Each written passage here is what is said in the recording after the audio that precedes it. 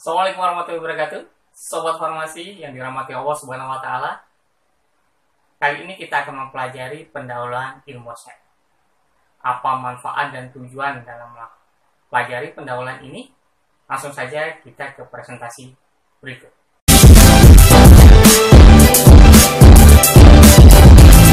Pendahuluan ilmu resep.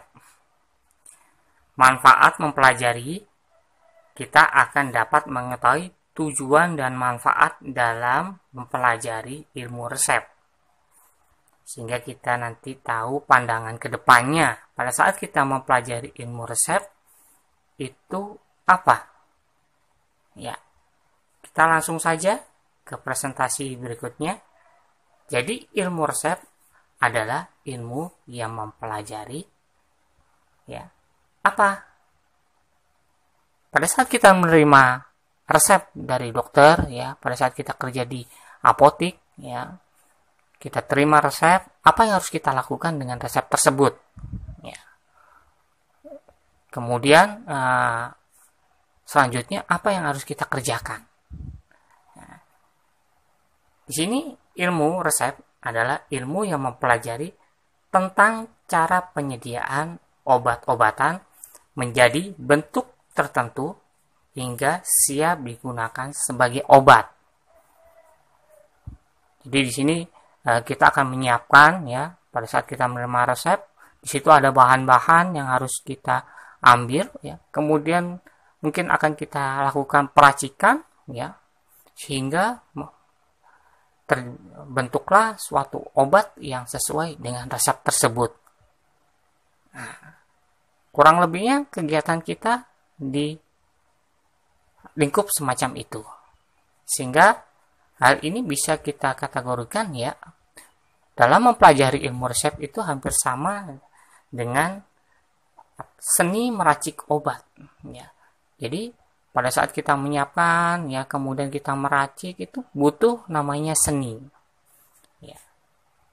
Sehingga teman-teman farmasi menyebutnya pelajaran ilmu resep adalah seni meracik obat. Karena dalam melakukan penyediaan obat-obatan, ya, itu kita perlu adanya seni tersebut. Seni di mana sih?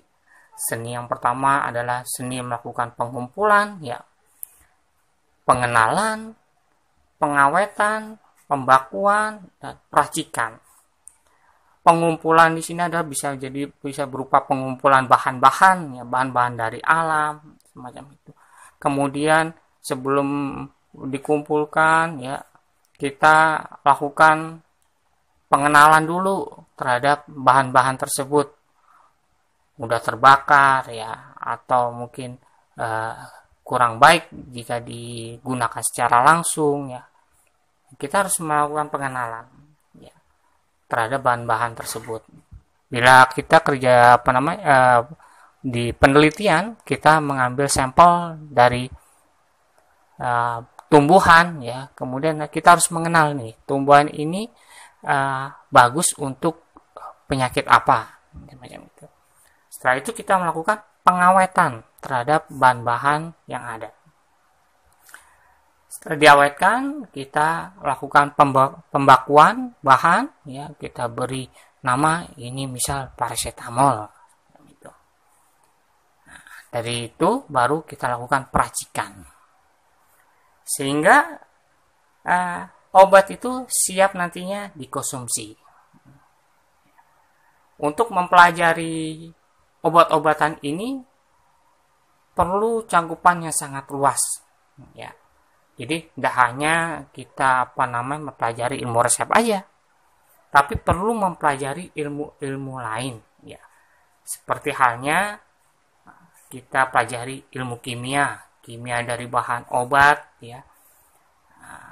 Kemudian bentuk fisikanya, ya, mudah larut atau sulit sukar larut, ya.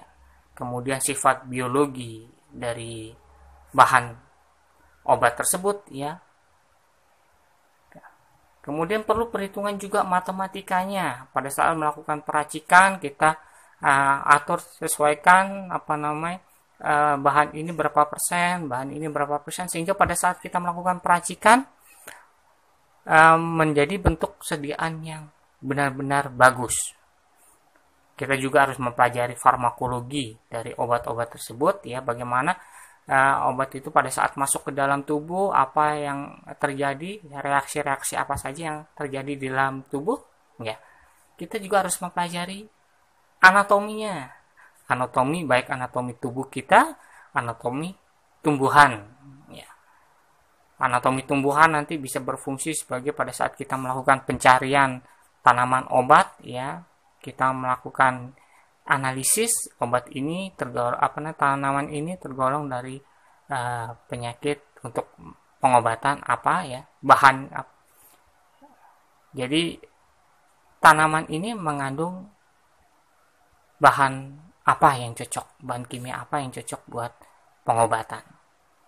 Itu perlu kita pelajari anatominya, ya.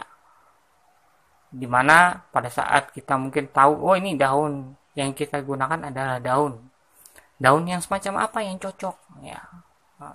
Atau mungkin penanaman pada saat kita ingin membudidayakan tanaman obat, maka perlu tahu anatomi, ya, anatomi dari tumbuhan tersebut, ya, cocoknya di daerah mana kita tanam, ya, pada waktu apa, bagian-bagian yang dari tanaman tersebut yang cocok, yang paling banyak mengandung khasiat obat di bagian apa, itu perlu kita pelajari anatominya, sehingga kita pada saat ketemu di hutan kita tidak salah memilih tanaman obat tersebut.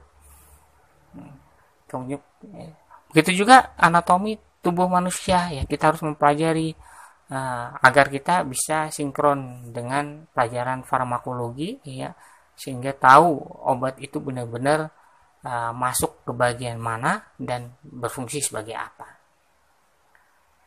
Jadi luas. Jadi kalau kita hanya mempelajari ilmu resep saja tidak cukup, ya. Sehingga farmasi di sini nantinya kita harus siap untuk melayani masyarakat, ya, dalam hal apa saja. Satu, yaitu memenuhi kebutuhan obat-obatan yang aman dan bermutu.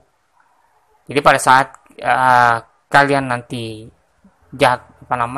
masuk dalam dunia farmasi, maka kalian harus bisa memenuhi kebutuhan obat-obatan yang aman dan bermutu, ya, aman digunakan, ya, kemudian mutunya, ya, mampu memberikan efek yang cepat, ya, semacam itu. Yang kedua, yaitu kita bisa mengatur, ya, dan pengawasan distribusi obat-obatan yang beredar di masyarakat. Jadi kita di farmasi tidak hanya dapat memenuhi kebutuhan obat-obatan, tapi juga dalam melakukan pengawasan, ya, dan mengatur. Kalau pengaturan ini lebih mengarah kepada di pemerintahan, ya, nanti, ya, bagi teman-teman yang kerja di pemerintahan farmasi, ya, di pemerintahan kerja di bagian farmasi seperti BPOM, ya, ya, itu teman-teman di sana akan melakukan pengaturan distribusi obat, ya. Jadi obat ini tidak boleh digunakan untuk siapa, ya. Kemudian peredarannya bagaimana caranya, ya. Pengawasan, ya, untuk mengurangi penyalahgunaan obat. Yang terakhir adalah meningkatkan peran dalam bidang penyelidikan, ya, dan pengembangan obat-obatan. Jadi kita mengharapkan nantinya para farmasi ini bisa mengembangkan, ya, obat-obatan yang ada menyesuaikan dengan kondisi penyakit yang semakin lama semakin banyak, ya, dan bervariasi. Ini tujuan kalian, ya, mempelajari ilmu resep, ya. Dalam cukup luasnya, tujuan kalian adalah sesuatu yang sangat dibutuhkan, ya, untuk memberikan kesehatan bagi seluruhnya.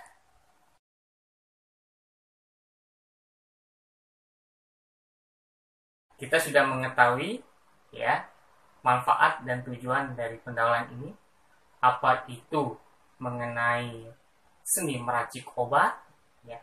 Kemudian tujuan kita ke depan sebagai tenaga farmasi itu seperti apa.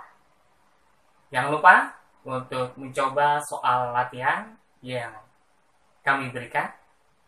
Nanti laman bisa dilihat di web ini. Terima kasih. Assalamualaikum warahmatullahi wabarakatuh.